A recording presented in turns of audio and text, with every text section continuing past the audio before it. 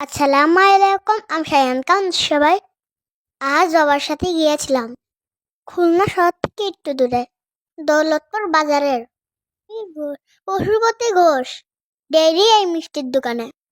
এখানে আসলে তোমরা নানান রকম মিষ্টি পেয়ে যাবে, যেমন ছানার মিষ্টি, ইলিশ পেটি, কালোজাম, চমচম, রাজভোগ, দই ইত্যাদি মিষ্টি।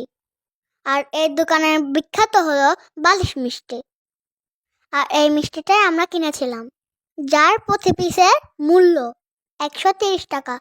এই আঙ্কেলটা, এই দোকানের ওনার, কিন্তু অনেক ভালো ছিল। ওনার ব্যবহারও অনেক ভালো ছিল। তোমরা চাইলে এই দোকান থেকে অনেক রিজনেবল প্রাইস এ মিষ্টি কিনতে পারবে। তোমরা চাইলে ওনাদের ফেসবুক পেজ থেকে অর্ডার করে মিষ্টি নিতে পারবে।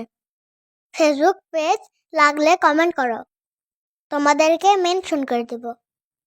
এই তো আঙ্কেলের কাছ থেকে আমাদের মিষ্টিটা নিয়ে নিলাম।